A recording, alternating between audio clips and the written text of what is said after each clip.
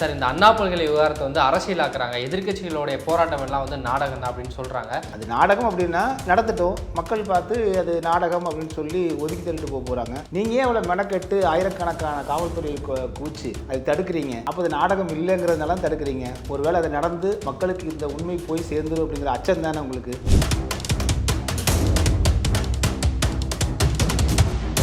அதே முதல்ல தான் நீங்க சொல்லியிருக்காங்க, ஏற்றத்தாழ்வு இல்லாம சமத்துவமான ஒரு சமுதாயத்தை உருவாக்குறதுக்காக தான் திமுகவே தொடங்கப்பட்டு சொல்றாங்க. திமுக அதற்காக தான் தொடங்கப்பட்டது. ஆனால் செயல்படுதாங்கிறதான கேள்வி. இப்போ ஓப்பனிங்லாம் நல்லா தான் இருந்துச்சு, ஆனால் ஃபினிஷிங் சரியில்லையப்பா அப்படிங்கிற மாதிரி தான் போயிட்டு இருக்கு. திருச்சியில் KN நேரு அவர்கள் மட்டுமே அந்த மாவட்டத்தில் உள்ள கட்சியினுடைய எல்லாமே வந்து பார்த்தீங்கன்னா குறிப்பிட்ட ரெட்டியார் சமூகத்தை சேர்ந்தவங்க தான் வந்து இருக்காங்கன்னு ஒரு பட்டியலே இடுறாங்க.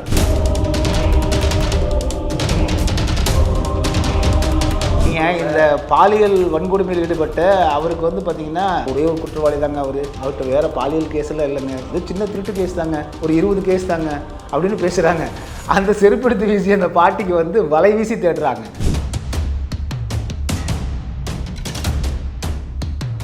தொடக்கத்திலேருந்து திமுக எப்பவுமே ஊடகங்களே அரவணைச்சு தான் போகும். ஆனால் இப்போ என்ன ஆயிடுச்சுன்னா இவர்களே ஊடகங்கள் உருவாக்கி வச்சிருக்காங்க, நிறைய யூடியூபர்ஸ் உருவாக்கி வச்சிருக்காங்க. பெரும்பான்மையான பத்திரிகைகள் வந்து பார்த்தீங்கன்னா திமுக ஆதரவாக தான் இருக்காங்க, அதில் மாற்றுக்கிறதே இல்லை. இது காரணம் என்னன்னா இன்னும் வெளிப்படையாகவே சொல்லலாம், இன்றைக்கு வந்து மிக முக்கியமான முன்னணி தொலைக்காட்சியினுடைய தலைவர் செய்தி ஆசிரியர்களாக இருக்கக்கூடியவர்கள் அனைவருமே திமுக ஆதரவாளர் தான்.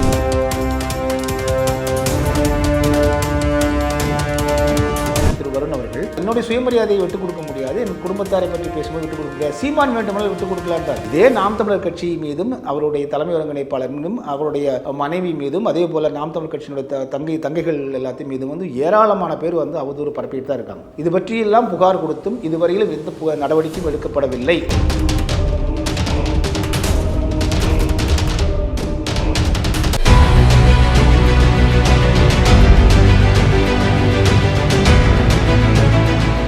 சாட்டை நேயர்களுக்கு வணக்கம். இன்றைய நேர்காணலில் நம்முடன் இணைந்திருப்பவர் மூத்த பத்திரிகையாளர் திரு வளர்மை ஏறிவன் அவர்கள். வணக்கம் சார். வணக்கம் சார், இந்த அண்ணா பல்கலை விவகாரத்தை வந்து அரசியலாக்குறாங்க. எதிர்க்கட்சிகளுடைய போராட்டம் எல்லாம் வந்து நாடகம் தான் அப்படின்னு சொல்லி சொல்றாங்க.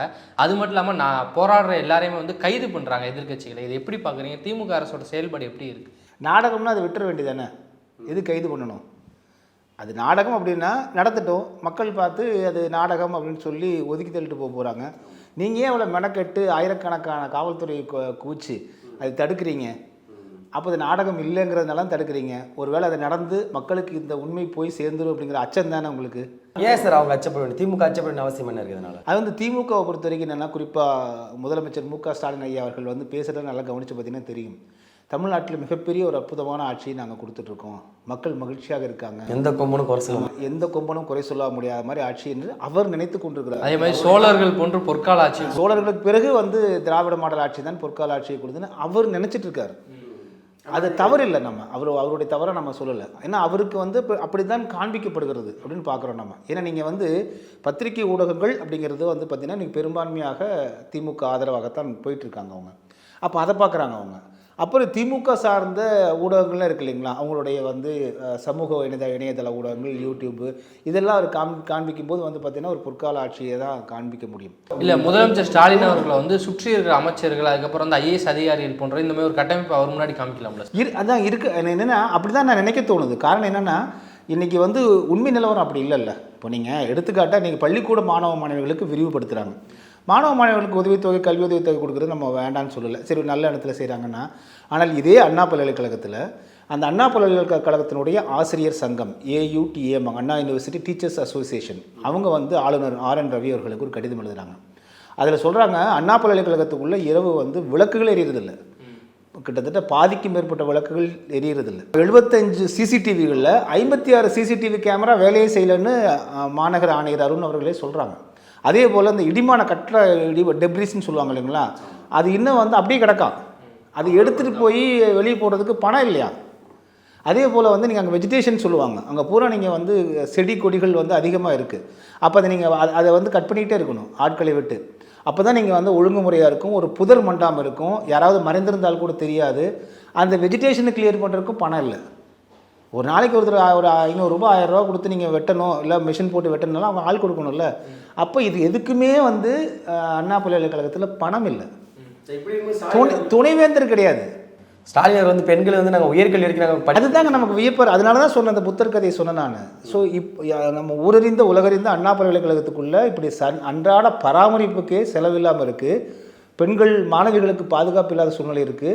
ஆனால் இவர் வந்து பள்ளி மாணவிகளுக்கு கொண்டு போய் நான் இன்னொரு 1000 ரூபாய் திட்டத்தை வந்து விரிவுபடுத்துகிறேன்னு சொல்கிறாங்க. அதன் பிறகு வந்து பார்த்திங்கன்னா இன்றைக்கி 500 அரசு பள்ளிகளை வந்து தனியார் பள்ளிகள் வந்து தத்தெடுக்கும் அப்படிங்கிற மாதிரி சொன்னால் கடைசியில் அப்படிலாம் இல்லை, நாங்கள் வந்து அதற்கு உதவத்தான் போகிறோம் அப்படிங்கிற மாதிரி மாற்றிட்டாங்க. எது சார் உண்மை? ஒரு பக்கம் வந்து உண்மைன்னு சொல்கிறாங்க, இன்னொரு பக்கம் இல்லைன்னு எனக்கு அது எதுக்கு தேவைன்ற நான். நீங்கள் தனியார் பள்ளிக்கூடத்தினுடைய உதவி அரசு பள்ளிக்கூடத்துக்கு எதுக்கு தேவை? அப்போ நம்மளோட கேள்வி என்னென்னா, தனியார் பள்ளிக்கூடங்கள் அந்தளவுக்கு வசதியாக இருக்கா? அவர்களுக்கான வருவாய் ஆதாரம் அந்தளவுக்கு இருக்கா? அரசு பள்ளிக்கு உதவுற அளவுக்கு இருக்குன்னா அவர் என்ன வருவாய்? அவங்க மாணவ மாணவிகள்கிட்ட கல்வி கட்டணம் தானே வாங்க முடியும். அதற்கு மேலே அவங்ககிட்ட என்ன வருவாய் வருது? அப்போ கூடுதலாக அவங்ககிட்ட பணம் இருந்து எங்கள்கிட்ட எக்கச்சக்கமாக பணம் இருக்குங்க, அதனால் அரசு பள்ளிக்கு போகிறேன்னு சொல்கிற மாதிரிலாம் இருக்குது. இது அடிப்படையிலேயே வந்து ஒரு கேலி கூத்தாக இருக்குது இல்லையா சார்? தமிழ்நாடு அரசுகிட்ட வந்து பணம் இல்லைன்னு சொல்கிறாங்க. மத்திய அரசு வந்து கல்வித்துறைக்கான போதுமான நிதியை வந்து கொடுக்கல, கேட்டால் எங்களை மிரட்டுறாங்க அப்படின்னு சொல்லி அமைச்சர் அவர்கள் வந்து சொல்கிறாரு. அப்படி இருக்கும்போது ஒரு தனியார் பள்ளிக்கூடம் வந்து தானாக முன் வந்து தனியார் பள்ளிக்கூடம் முதலாளிகள்லாம் வந்து முன் வந்து செயல்படுறது நன்மை தானே சார்? அதான் நான் கேட்குறேன், என்ன செய்ய போகிறாங்க அவங்க? அவங்களுக்கு பணம் எங்கிருந்து வருதுன்னு கேட்குறேன். புரியுதுங்களா உங்களுக்கு? அவங்க பணம் அப்போனா அப்போ கல்வி அவர்கள் வந்து அந்தளவுக்கு அவங்க கல்வி தனியார் கல்வியில் வருமானம் வருதா? இப்போ பேசாமல் எல்லா கல்விக்கூடங்களையும் தனியார் மயமாக்கிடலாமே, அப்போ எல்லாமே வரும். அப்புறம் எதுக்கு அரசாங்கத்துக்கு கல்வி? ஏன்னா ஏற்கனவே டாஸ்மாக் சாராய கடை நடத்திட்டு இருக்காங்க. அதே போல் கல்விக்கூடத்தை கொண்டு தனியார்கிட்ட கொடுத்துட்டா போதுமே. அரசாங்கம் எது நடத்தணும், எதை அரசாங்கம் நடத்தக்கூடாதுங்கிறது அடிப்படையில் இல்லை. அரசாங்கத்தில் பணம் இல்லைன்னு சொல்கிறாங்க, அதை எப்படி பார்க்குறீங்க நீங்கள்? இல்லை அதாங்க, அது கிட்டத்தட்ட இன்றைக்கி இவங்க வந்ததுக்கு பிறகு 1.5 லட்சம் கோடி கடன் கூடுதல் ஆகிருக்கு. சரிங்களா? அப்போ வந்து அவர்கள் வந்து கடன் வாங்கி தான் பண்ணுறாங்க.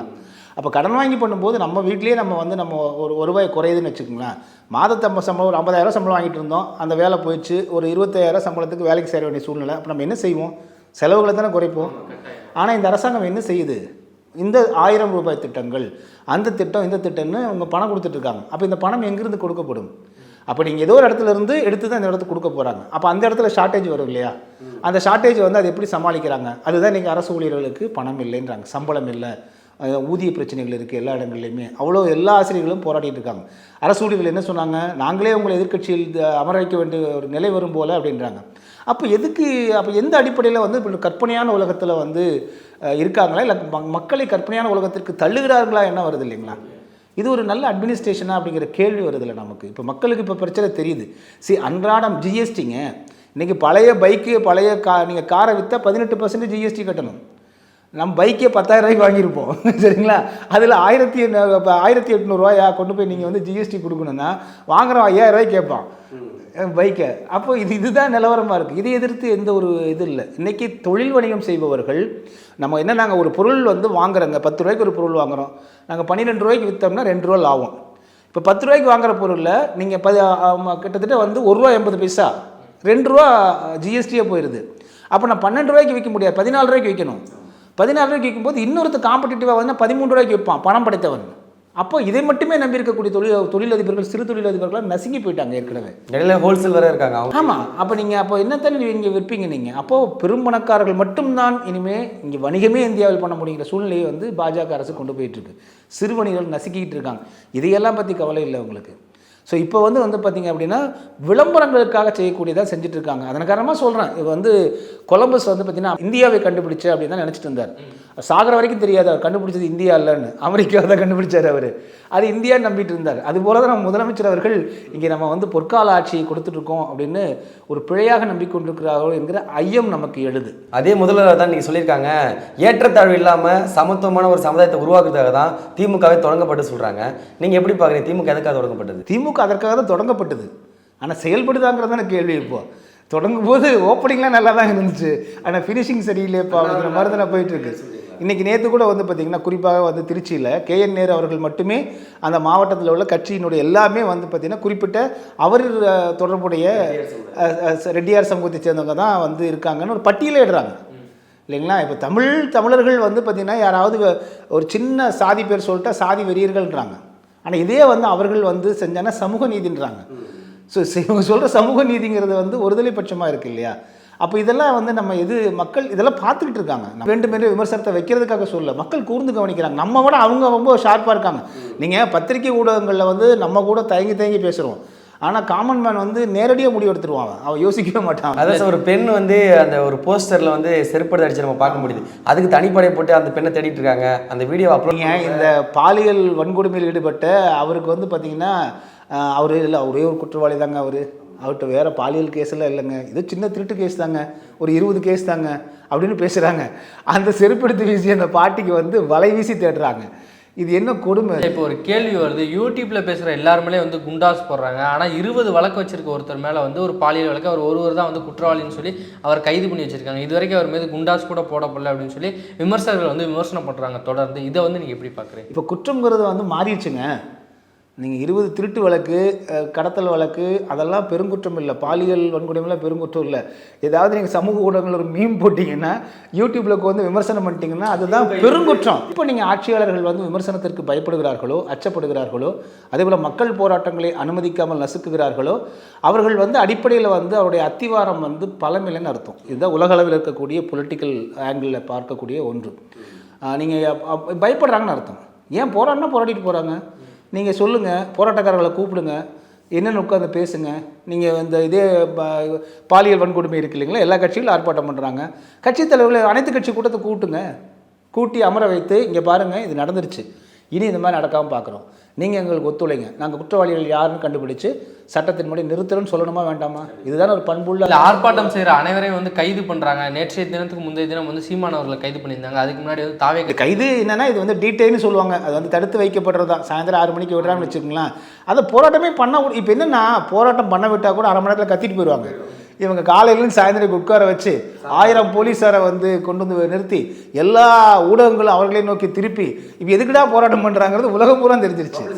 இது எதுக்கு, இது தேவையான்ற, அரை மணி நேரம் கத்திட்டு போயிடுவாங்க என்று ஆர்ப்பாட்டம் நடைபெற்றது 2 வரியில் வந்து ஊடகங்கள் செய்தி போட்டு போயிருப்பாங்க. அப்போ இது வந்து ஆட்சியாளர்கள் அல்லது அவர்களுக்கு ஆலோசனை கூறக்கூடியவர்களுடைய ஒரு தவறாக தான் நம்ம பார்க்குறோம். அது ஏன்னா நீங்கள் வந்து வேண்டுமென்றே பண்ணுறாங்க. அது அரசாங்கத்திற்கு வந்து இவர்கள் வேண்டுமென்றே சின்ன பிரச்சனையை பூதாகரமாக்குறாங்க, அதனால அது நம்ம வந்து வேண்டாம் அப்படின்னு தடுப்போம்னா அது வேறு. இவர் இதுக்கு மட்டும் இல்லைங்க, வடலூர் ராமலிங்க வள்ளலாருடைய அங்கே வந்து பெருவழித்தலத்துக்குள்ளே உள்ளே கட்டாதீங்க, அது வந்து பெருவழித்தலம் 106 ஏக்கரும் கோயில் தான், அது வந்து வெட்ட வழியாக தான் இருக்கணும்னு வள்ளலார் சொல்லியிருக்காரு, வெளியே கட்டுக்குங்கன்னு சொல்லி அதை வந்து அதை கண்டித்து ஆர்ப்பாட்டம் பண்ணுன்னா, நாம் தமிழ் கட்சியை சேர்ந்த எல்லாத்தையும் வீட்டுக்காவல வச்சாங்களே, அங்கே போகக்கூடிய, அது இல்லையா, அது கோயில், அது ஒரு கோயில் அது இல்லைங்களா, அப்போ வீட்டில் வச்சு கைது பண்ணுறாங்க.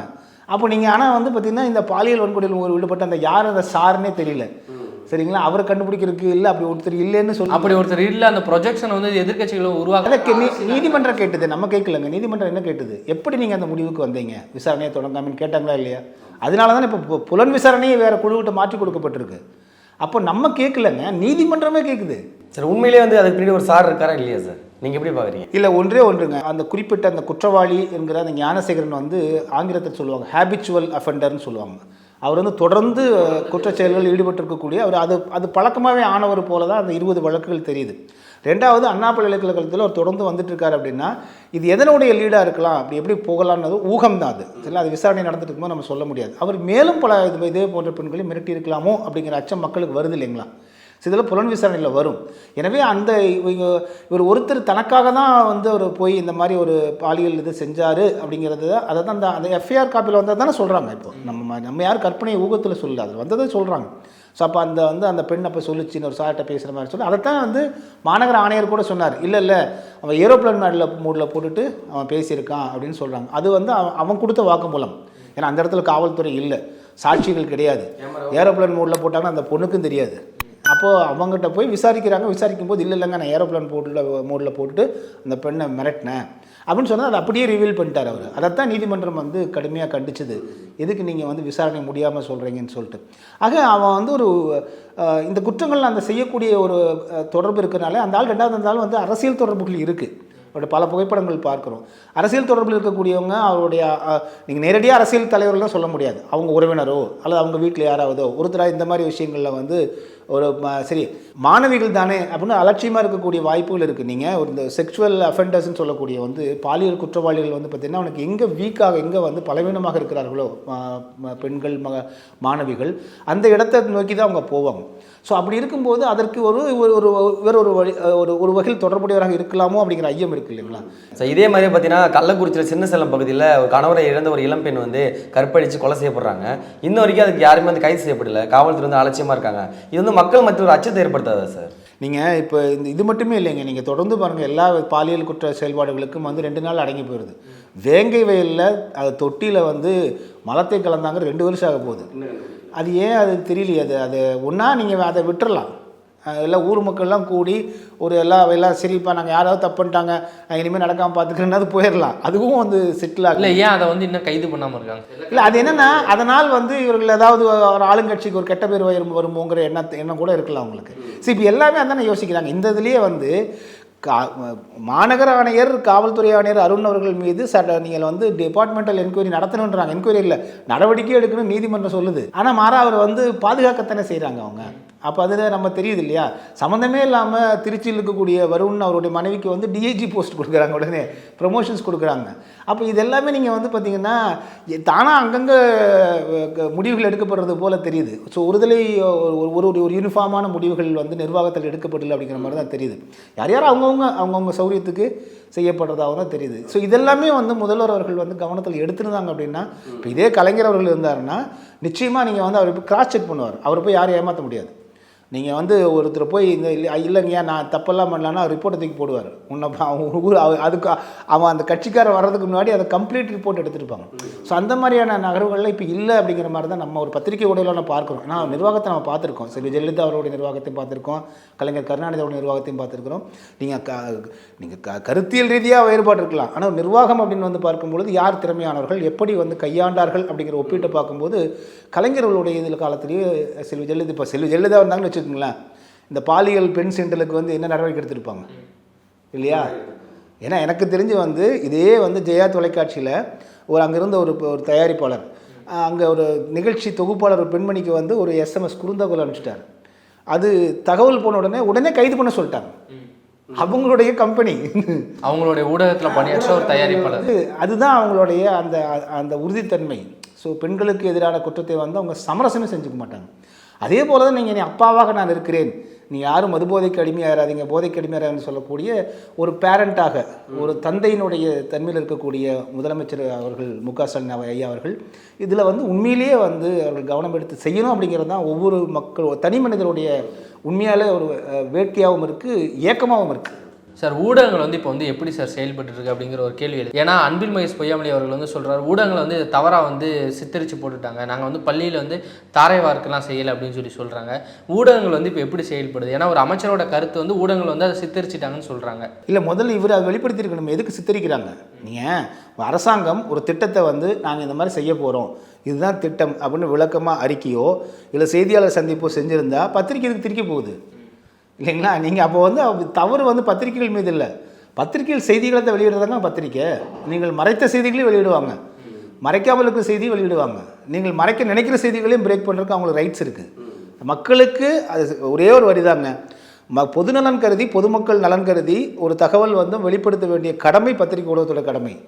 மறைச்சி வச்சுருந்தா தான் அவங்க வந்து தவறு. அப்போ நீங்கள் வந்து தெளிவாக அறிக்கை கொடுத்துருந்தீங்கன்னா அந்த பிரச்சனையே இல்லையே. அப்போ ஏன் வந்து கடைசியில் விளக்கம் இப்போ யார் கொடுக்குறாங்க வந்தப்போ தனியார் பள்ளிக்கூடங்கள் விளக்கம் கொடுத்துட்ருக்குது, நாங்கள் அதுக்கெல்லாம் வரலைங்க இதுக்கெல்லாம் வரலைங்கன்னு கொடுத்துட்ருக்காங்க. இது தவறு யாருது? அமைச்சர் தான் இதில் தெளிவுபடுத்தியிருக்கணும். இப்படி ஒரு திட்டம் வருகிறது அப்படிங்கிறத வந்து வெளிப்படையாக சொல்லியிருக்கணும். அது எப்படி வந்து லீக் அவுட் ஆச்சு, அப்புறம் ஊடகங்கள் மேல் பழிய போட்டு என்ன பண்ணணும் அவங்க? இல்லை ஆனால் ஊடகங்கள் வந்து திமுக கட்டுப்பாட்டு தான் ஒரு பக்கம் சொல்லிகிட்டே இருக்காங்க.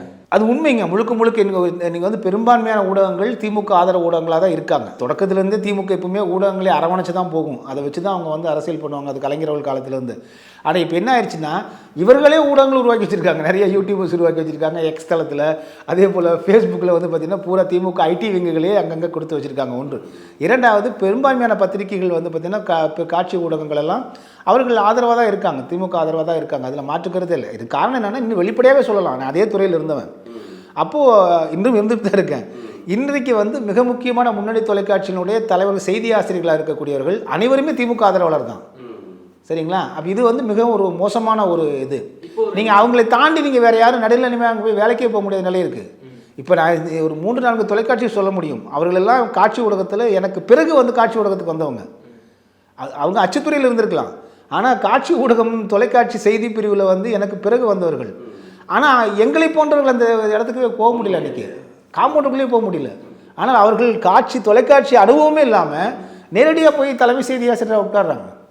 அப்போ ரெக்ரூட்மெண்ட் எங்கே நடக்குது? சேனலில் நடக்கல, திமுக ஐடிவிங்கில் நடக்குது. அதுதான் இப்போ இருக்கிற பிரச்சனை சார். பொதுவாக வந்து ஒரு அரசு அதிகாரினா அரசியல்வாதி எதுக்கு இது பேச வந்து பயப்படுவாங்க, எதுக்கு நமக்கு வம்பு அப்படின்ற மாதிரி. ஆனால் வந்து திருச்சி ஐபிஎஸ் வருண்குமார் தொடர்ந்து வந்து சீமானவர் உரிமையில வந்து பேசிகிட்டே இருக்காரு. என்ன காரணம், என்ன நோக்கத்தில் இப்படி பேசுகிறாங்க? இல்லை, அவர் நான் ஏற்கனவே சொல்லியிருக்கேன், திரு வருண் அவர்கள் இதை கையாண்ட விதம் தொடக்கத்திலிருந்தே சரியில்லைன்னு சொல்லியிருக்கேன்.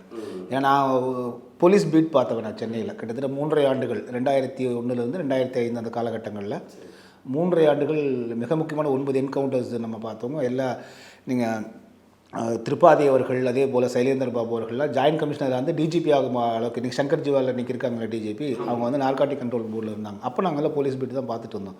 ஸோ இந்த நிறைய ஐபிஎஸ் அதிகாரிகளே நம்ம அவங்களுடைய செயல்பாடுகளை பார்த்துருக்கோம்.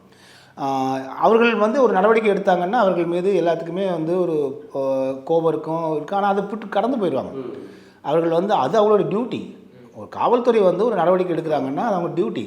அதில் அவன் கோவப்படுறானா இல்லை நம்மளை கொஞ்சிக்கிட்டு இருக்கானாலாம் பார்த்துட்டு இருக்க மாட்டாங்க. அவங்க பாட்டில் அடுத்து போயிடுவாங்க. பர்சனலாக எதையும் எடுத்துக்க மாட்டாங்க. ஆனால் இவர் வந்து தொடக்கத்துலேருந்தே பர்சனலாக எடுத்துக்கிட்டார் அப்படிங்கிறத நம்ம வந்து பார்க்கக்கூடிய ஒன்றாக இருக்குது. ஏன்னா இவர் சொல்லக்கூடியது வந்து ஒரு இந்த ஃபாக்ஸ்கான் மேட்டரில் வந்து ஒரு தவறான தகவலை கொடுத்துட்டாங்க, அவர் குண்டர் சட்டத்தில் அடைச்சிட்டோன்ட்டாங்க. அதோட முடிஞ்சிருச்சு. அதற்கு பிறகு வந்து அவர் இதை வைத்துக்கொண்டே அவர்கள் என் மீது வன்மம் கேட்குறாரு. நம்முடைய கேள்வி, நேரடியான கேள்வி என்னென்னா, சாட்டை துரைமுருகன் எந்த ஒரு பதிவுகளிலாவது இல்லை எக்ஸ்தல பதிவு, சமூக ஊட பதிவுகளில் இது போன்று அவர்களையோ அவர் குடும்பத்தையோ பேசியிருக்காரா? திரு சீமான் அவர்கள் எங்கேயாவது வந்து போட்டிருக்காரா? இவர்கள் சொல்லக்கூடிய வந்து சமூக ஊடகங்களில், ஏன்னா சமூக ஊடகங்களில் வந்து நிறைய பேர் வந்து பார்த்திங்கன்னா இன்றைக்கி ஃபேக் ஐடியில் வச்சுக்கிட்டு பண்ணுறது இருக்குது. அதை வந்து நாம் தமிழ் கட்சியினுடைய சிம்பிளே வச்சுருப்பாங்க. ஆனால் அவர்கள் வந்து பேசக்கூடிய பேச்சு வந்து பார்த்திங்கன்னா கூடவே வந்துட்டு இருக்கிற மாதிரி தெரியும், திடீர்னு திரும்புவாங்க. அதே போல் இது நாம் தமிழுக்கு மட்டுமே இல்லை, விஜய் கட்சிக்குமே இருக்குது, எல்லா கட்சிக்குமே இருக்குது. திமுகவினுடைய சிம்பிளை வச்சுக்கிட்டே வந்து திமுக திட்டிகிட்டு இருப்பான், அதிமுகவோட சிம்பிள் வச்சு அதிமுக திட்டிட்டு இருப்பாங்க. இது போன்றது வந்து சமூக ஊடகங்களில் நிறையா இருக்குது. அப்போ எது ஒரிஜினல் எது ஃபேக் ஐடின்னு அதெல்லாம் போல் பார்க்கணும் நம்ம. அப்போ இது வரைக்கும் நீங்கள் வந்து நாம் தமிழ் கட்சியை சேர்ந்தவங்க யாராவது ஒருத்தர் வந்து ஒரு தவறு செஞ்சுருந்தால் உடனே கட்சிக்கு நீங்கள் என்ன செய்யணும்? நீங்கள் ஒரு போலீஸ் ஆஃபீஸராகவே இருக்கட்டுங்க, நீங்கள் வந்து ஒரு காயம்பட்டதை போல் உணர்றீங்கன்னு வச்சுக்கலாங்களா? அப்போ நீங்கள் என்ன செஞ்சுருக்கணுன்னா, அந்த ஐடியெல்லாம் எடுத்து நேராக நீங்கள் முதல்ல ரிப்போர்ட் பண்ண வேண்டியது நாம் தமிழர் கட்சியினுடைய தலைமை ஒருங்கிணைப்பாளர் சீமான் அவர்களுக்கு அனுப்பியிருக்கணும். முறையாக புகார், ஐயா உங்கள் கட்சியிலிருந்து இவரெல்லாம் உங்கள் கட்சிக்காரர்களா, இந்த மாதிரி செய்கிறாங்க, நீங்கள் பண்ணுங்க அப்படின்னு முதல் வேலை அதான் செஞ்சுருக்கணும். அதில் வந்து நடவடிக்கை எடுக்காமல் விட்டார் திரு சீமான் அவர்கள், கண்டுக்காமல் விட்டுட்டார் அப்படின்னா அதற்கு பிறகு நீங்கள் கைது நடவடிக்கைக்கு போகலாம், இல்லை நீங்கள் டிஃபமேஷன் போகலாம். ஆனால் அவர் எடுத்துடன் என்ன செஞ்சுட்டாரு, சீமான் மற்றும் சாட்டை துறைமுறையினுடைய தூண்டுதலின் பேரில் தான் இவர்கள் எல்லாம் செய்கிறாங்கன்னு வழக்குக்கு போயிருக்கு. அதில் ஒருத்தர் பேட்டி கொடுக்குறாரு சார், அடித்து வந்து நீங்கள் சொல்ல சொன்னாராம், அவங்க சொல்லி தானே நீ பண்ண அதை தான் சொல்கிறேன். அப்போ வழக்குக்கு நேராக போகிறார் அப்படிங்கும்போது தொடக்கமே பிழையாக இருக்கு இல்லையா? அது ஒன்று. ரெண்டாவது, நீங்கள் அந்த பிரச்சனை முடிஞ்சிருச்சு அப்படின்னா நீங்கள் இது ஒன்றும் பெரிய காரியமே இல்லைங்க. அவர் வந்து ஒரு ஐபிஎஸ் ஆஃபீஸர் தான். அதையும் தாண்டி சீமான் அவர்களிடம் அலைபேசியிலே அழைச்சி பேசியிருக்கலாம். பெரிய காரியமாக இவர் என்ன அமெரிக்காவில் இருக்காரா, இவர் என்ன லண்டனில் இருக்காரா, வேறு நாட்டை சேர்ந்தவங்களா என்ன? இல்லையே, இது சுமூகமாக செஞ்சுருக்கலாம். ஆனால் அதெல்லாம் தாண்டி வந்து அவர் வந்து பார்த்திங்கன்னா மிக பர்சனலாக எடுத்துகிட்டு இருக்கார். அவர் தன்னையும் தன் குடும்பத்தையும் இப்படி பேசினாங்க, எங்களுக்கெல்லாம் தன்மானம் இருக்கிறது. ஆனால் அதில் ரெண்டாவது வந்து அவர் தொடர்ந்து செய்யக்கூடிய பிழை ஒன்று, இந்த பிழை ஒன்று. ரெண்டாவது ரொம்ப பர்சனலாக எடுத்துக்கிட்டது. மூன்றாவது, நாம் தமிழர் கட்சி சேர்த்து அவர் வந்து சொல்கிறது, அது ஒன்று வருது. அடுத்தது வந்து நீங்கள் வடநாட்டில் நடந்தக்கூடிய அந்த ஒரு நிகழ்ச்சியில் போயிட்டு அங்கே போய் இந்த விஷயத்தை பேசுனது. அது அடுத்தது இப்போ வந்து பார்த்திங்கன்னா அந்த வழக்கு கொடுத்துட்டு அன்றைக்கி வந்து பேட்டி எப்படி கொடுக்குறாருன்னா, சீமான் அவர்கள் மீது ஏராளமான நாம் தமிழர் கட்சி மீது புகார்கள் இருக்கின்றன, போய் பாருங்கன்றார் அவர். நான் என்னுடைய சுயமரியாதையை விட்டுக் கொடுக்க முடியாது, என் குடும்பத்தாரை பற்றி பேசும்போது விட்டுக் கொடுக்க முடியாது, சீமான் வேண்டுமானால் விட்டுக் கொடுக்கலான்றார். ஆனால் அதில் நமக்கு வந்து அவர் செய்த பிழை என்னன்னு வந்து பார்த்திங்கன்னா, திரு வருண் அவர்கள் இதே நாம் தமிழர் கட்சி மீதும் அவருடைய தலைமை ஒருங்கிணைப்பாளர் மீதும் அவருடைய மனைவி மீதும் அதே போல் நாம் தமிழர் கட்சியினுடைய தங்கைகள் எல்லாத்தையும் மீதும் வந்து ஏராளமான பேர் வந்து அவதூறு பரப்பிட்டு தான் இருக்காங்க. இது பற்றியெல்லாம் புகார் கொடுத்தும் இதுவரையிலும் எந்த நடவடிக்கையும் எடுக்கப்படவில்லை அப்படி தான் நாம் தமிழர் கட்சி சொன்ன வெர்ஷன். அப்போ நாம் தமிழர் கட்சி நடவடிக்கை எடுக்காமலாம் இல்லை, கடந்தெல்லாம் போயிடல. அவர்கள் மீது பரப்பக்கூடிய அவதூறுகளுக்கு புகார்கள் கொடுக்குறாங்க. ஆனால் அந்த புகாரின் மீது நடவடிக்கை இல்லைங்கிறத நாம் தமிழர் கட்சியோட குற்றச்சாட்டாக இருக்குது. அதை இவர் மறைச்சிட்டு சுயமரியாதையும் தன்மானமும் இல்லாதனால நாங்கள் புகார் கொடுக்க மாட்டேங்கிறாங்க, எங்களுக்கு அதெல்லாம் இருக்குனால நாங்கள் புகார் கொடுக்குறோன்றாரு. ஒரு காவல்துறை அதிகாரி வந்து பத்திரிகைகளுக்கு வந்து பேட்டி கொடுக்குறாரு சார். அது வந்து கொடுக்கறது வந்து முதல் படி வந்து கோட் ஆஃப் லா படி தப்புன்னு சொல்கிறாங்க. ஆனால் அவருக்கு வந்து ப்ரொமோஷன் வந்து இந்த அரசு வந்து கொடுக்குது. இது வந்து எப்படி ஏற்றுக்கிற முடியும் அப்படின்னு சொல்லி பல பேர் வந்து கேட்குறாங்க. இல்லை, இப்போ இது சென்னையில் இந்த அண்ணா பல்கலைக்கழகத்துக்கே வந்து நீதிமன்றமே சொல்லியிருக்கு, நீங்கள் செக்ஷன் 6 படி வந்து அரசு அனுமதி பெறாமல் இந்த பத்திரிகையாளர் சந்திப்பு நடத்தியது தவறு, அவர் நடவடிக்கை எடுக்குன்னு சொல்கிறாங்க. ஆனால் சட்ட அமைச்சர் என்ன சொல்கிறார், ரகுபதி அவர்கள், இல்லை அதெல்லாம் ப்ரெஸ் மீட் பண்ணலான்றாங்க அவங்க. ஸோ அவங்க அந்த மாதிரி நீதிமன்ற தீர்ப்பே எடுத்துக்கொள்ளக்கூடியவர்களாக இருக்காங்க. ஸோ நம்மளாம் நீதிமன்ற தீர்ப்புனா ஒபே பண்ணுவோம், நான் ஏன்டா ஒபே பண்ணணுங்கிற மாதிரி அவங்க இருக்காங்க. அப்போ அந்தளவுக்கு வந்து சட்டம் தெரிந்தவர்களாக இருக்காங்கன்னு நம்ம வந்து தெரிஞ்சுக்கணும். இந்த சட்ட அறிவியெல்லாம் நம்ம கற்றுக்கணும். அப்போ தான் நாட்டில் வந்து நம்ம சட்டம் ஒழுங்கோடு வந்து நேர்மையான மக்கள் உருவாவாங்க. நீதிமன்றத்தையே வந்து அதை தூக்கி வீசிட்டு பேசுகிற அளவுக்கு நீங்கள் வந்து ஒரு சட்டம் இருக்குது அப்படின்னா, ஒரு அரசாங்கம் இருக்குது அப்படின்னா அதில் தவறான முன்னுதாரணம் கூட அவங்க நினைக்கல. அது ஒன்று. ரெண்டாவது, இந்த ஒரு இதில் வந்து பார்த்திங்கன்னா இவர் வந்து அதில் சொல்லிட்டார், டிஸ்க்ளைமரே போட்டுட்டார், யூனிஃபார்ம் இல்லாமல் தான் வராரு, இது எனக்கு போலீஸ் டிபார்ட்மெண்ட்டுக்கு எனக்கு சம்மந்தமே கிடையாது, இது முழுக்க தனிப்பட்ட முறையில் கொடுக்கக்கூடிய வழக்குன்னு டிஸ்க்ளைமர் போட்டார். ஸோ அதுக்கப்புறம் ஆட்டோமேட்டிக்காக அவர் இண்டிவிஜுவல் ஆயிடுறாரு. அவர் அந்த இடத்துல நம்ம ஒரு நேர்மையான அதிகாரியாக இருந்தோம்னா, நீங்கள் எந்த அரசு, நாம் தமிழர் கட்சியில் எந்த அரசியல் கட்சியாக இருந்தாலும் ஒன்றும் செய்ய முடியாது. இதே தமிழ்நாட்டினுடைய எத்தனையோ ஐபிஎஸ் அதிகாரிகளை நம்ம சொல்ல முடியும், நான் பெயர் குறிப்பிட வேண்டாம், அவர்களெல்லாம் டிஜிபியும் எதிர்த்து நின்றவங்களாம் இருக்காங்க, அரசாங்கத்தை எதிர்த்து நின்றவங்களாம் இருக்காங்க. தூக்கி அடிப்பாங்க, எங்காவது கொண்டு போயிட்டு வேலையே இல்லாத இடத்துல தூக்கி போடுவாங்க, கலங்கவே மாட்டாங்க அவங்க. ஆனால் எந்த இடத்துலையும் அவங்க வந்து தலை குனிந்தது கிடையாது. அப்படி அரசாங்கத்தினுடைய முடிவுகளை எதிர்த்து நின்ற எத்தனையோ ஐபிஎஸ் அதிகாரிகள் இருக்கும் பொழுது இவர் ஏன் நாம் தமிழர் கட்சிங்கிற வளர்ந்து வரக்கூடிய ஒரு கட்சிக்கு வந்து இவ்வளவு தூரம் வந்து, அதுதான் சார் இப்போ அங்கீகரிக்கப்பட்ட வச்சு வந்திருக்காங்க. தமிழ்நாட்டில் 3வது கட்சியை தவிர்க்க முடியாத கட்சியாக இருக்காங்க. மைக்கு முன்னாடி தான் அவர் வந்து புலி, பின்னாடி வந்து எலின்னு சொல்கிறாரு. இது எப்படி சார்? ஆனால் அதை மறுத்துட்டார்ல அவர். குறிப்பாக என்ன சொல்கிறாருன்னா, எங்கிட்ட வந்து சீமான் ஆள் விட்டு கெஞ்சினார், காம்ப்ரமைஸ் பண்ணுங்க. ஆனால் அதை வந்து சீமான் அவர்கள் மறுத்துட்டாரு. நான் எங்கப்போ கேட்டேன், அவர் தான் கேட்டாருன்னு சொல்லியிருக்காரு. அப்போ அது வெளிப்படையாக சொல்லிட்டார்ல அவர். ஸோ அது என்னென்னா, அவர் ஆரம்பத்திலேருந்து வருண் அவர்கள் வந்து ஒருதலைப்பட்சமாகவே பேசிகிட்டு இருக்காரு. அவர் ஒரு பேலன்ஸ்டாகவே இல்லாமல் இருக்குங்கிறத நம்ம வந்து பிரச்சனை. இப்போ சீமான் அவர்கள் தெளிவாக சொல்கிறார், நான் திடீர்னு நான் என்னப்பா 12 மணிக்கு போயாப்பா அவர் திட்டினேன், நான் என்னுடைய ஆளை வந்து குண்டாஸில் போட்டு ஒரு செல்ஃபோனெல்லாம் எடுத்து வச்சு ஆடியோவில் லீக் பண்ணி விட்டீங்க, 14 செல்ஃபோனை இன்னும் திருப்பி தரல, அந்த செல்ஃபோனுக்கு அந்த வழக்குக்கு தொடர்பே இல்லை, வச்சுக்கிட்டு நீங்கள் பண்ணிகிட்டு இருக்கிறீங்க, அதனால நான் வந்து விமர்சனம் பண்ணினேன் அப்படிங்கிறது அவங்களுடைய ஸ்டாண்டு. இப்போ இவர் என்ன சொல்கிறாருன்னா, முதலாக வந்து நான் கைது பண்ணிட்டாங்க ஒரே காரணத்துக்காக, சாட்டை திரும்புறவனை கைது பண்ணிட்டேன் ஒரே காரணத்துக்காக, அவருடைய நாம் தமிழர் கட்சியை சேர்ந்த 2 பேர்த்து நான் வந்து நடவடிக்கை எடுத்த ஒரே காரணத்துக்காக பழிவாங்கும் நோக்கத்தோடவே செயல்படுறாங்கன்னு சொல்லி சாதி முதிரை குத்துறாங்க அப்படின்னு சொல்லிட்டு இருக்காங்க. அது நீங்கள் வந்து தமிழ்நாடு அரசியல் எத்தனையோ அதிகாரிகள் இப்போ வந்து அதிமுக இருக்காங்கன்னு வச்சுக்கலாம் ஆட்சியில், அப்போ திமுகவினுடைய ஆதரவு அதிகாரிகள் இருப்பாங்க, அவங்க வந்து வேறு இடத்துக்கு தூக்கி வீசுவாங்க. அதே போல் திமுக ஆட்சி வரும்போது அதிமுக அதிகாரிகளை தூக்கி வீசுவாங்க, அவங்களுக்கு ஏற்ற அதிகாரிகளை வச்சுக்குவாங்க. அது வந்து எல்லா ஆட்சியாளர்களும் செய்யக்கூடிய ஒன்று தான் அது. அவங்களே அதை பற்றி கண்டுக்கிறது இல்லை. இப்போ வந்து போன பீரியடில் என்னை தூக்கி வந்து கடாசனை பற்றியா, நான் வந்து இப்போ வந்து உன்னை எதிர்த்து நிற்கணுமா, நிற்க முடியுமா ஆட்சி அதிகாரத்தில் இருக்கக்கூடியவங்கள என்று நாம் தமிழர் கட்சி இப்போ வந்து தனித்து நிற்கிறாங்க. 36 லட்சம் வாக்குகள் தான் இருக்குன்னு வச்சுக்கோங்களேன்.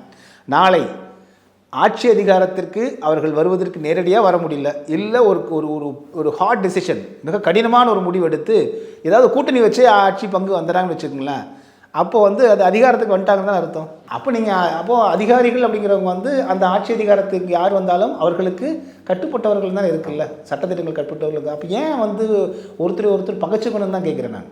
2 பேருமே 4 தூண்கள்ங்க, ஜனநாயகத்துடைய 4 தூண்கள், காவல்துறையாகட்டும், அந்த அட்மினிஸ்ட்ரேட்டாக அவருக்கு அடுத்து அரசியல்வாதிகள் தான் சட்டத்தை வந்து இயற்றக்கூடியவர்கள்.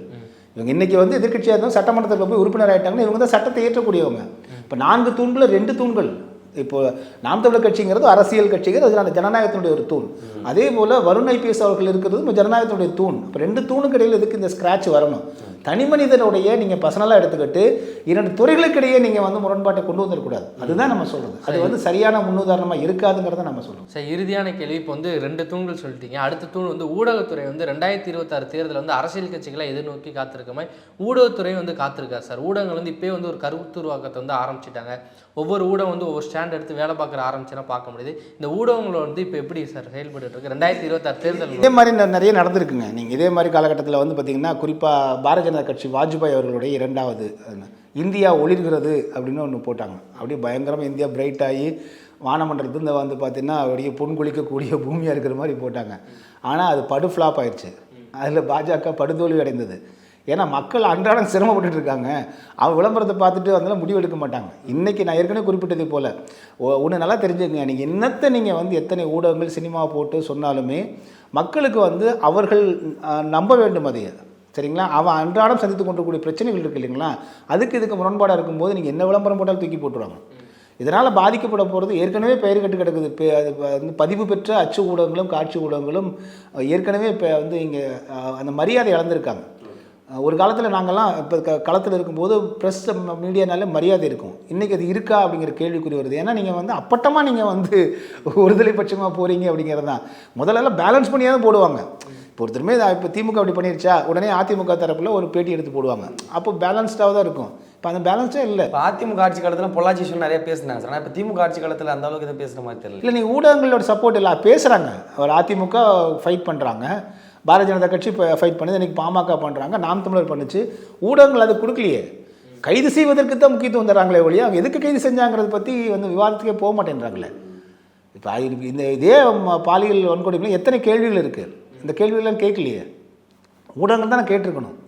அப்போது ஊடகங்கள், பத்திரிகை ஊடகங்கள் உண்மையிலே அந்த துறை சேர்ந்தவன் தான் நான். உண்மையிலேயே வந்து பார்த்திங்கன்னா இது மிக மிக ஒரு தவறான மோசமான முன்னுதாரணமாக இருக்குது. இன்றைக்கி பத்திரிகை ஊடகங்களை மட்டும்தான் நீங்கள் வந்து தங்களுக்கு ஆதரவாக வைத்து கொண்டிருந்த திமுக தற்பொழுது பத்திரிகை ஊடக சங்கங்களையும் வந்து தங்களுக்கு ஆதரவாக மாற்றியிருக்கு. இது உண்மையிலேயே ஜனநாயகத்திற்கு மிகப்பெரிய ஒரு வந்து பார்த்திங்கன்னா ஒரு அபாய கட்டம் தான் சொல்லணும். இதனுடைய விளைவுகளை வந்து தேர்தலில் மக்கள் முடிவெடுக்கும் போது அந்த ஊடகங்களும் சந்தித்தாக வேண்டும், அரசியல் கட்சியினரும் சந்தித்தாகணும். உங்களோட நேரத்தை ஒதுக்கி பல்வேறு தகவலை எங்களோட பகிர்ந்துக்கு நன்றி.